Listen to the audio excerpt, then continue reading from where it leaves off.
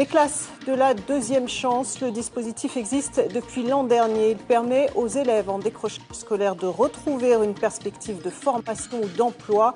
Ce soir, focus sur le parcours atypique d'un jeune en voie de réinsertion.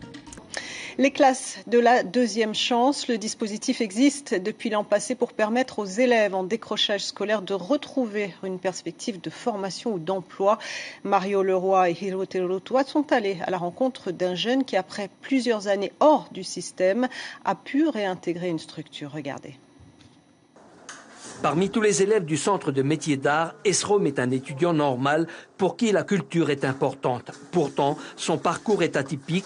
En première, il quitte l'école et durant 4 ans s'essaie à plusieurs petits métiers, refusant de reprendre sa scolarité. Je voulais chercher une autre formation, un truc qui peut m'aller, où je suis vraiment dans le domaine. Comme là, on fait de la peinture, on fait de la sculpture, de la gravure. J'ai choisi le centre de métiers d'art pour enchaîner, tu vois, comme... Là-bas, j'ai repris un peu les notions d'éducation, retourner dans l'apprentissage.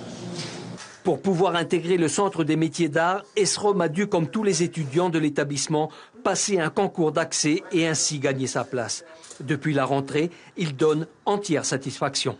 Les élèves qui ont eu un parcours assez difficile, à partir du moment où ils rentrent dans une formation, sont plus matures et arrivent mieux à s'intégrer au groupe d'élèves et ont plus de défis à se lancer.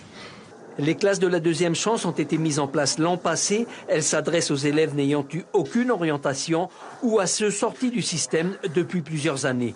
Ils étaient 80 l'année dernière. 70 d'entre eux ont pu trouver un débouché. Les 10 autres rempilant pour une année supplémentaire. Le centre des métiers d'art, justement, qui voit la création de 4 nouveaux diplômes de CAP.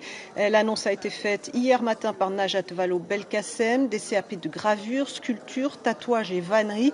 Et une avancée importante, selon la ministre, qui précise, je cite, « Nous reconnaîtrons au niveau national dans l'ensemble de la République française les compétences qui proviennent de la culture et du patrimoine polynésien ».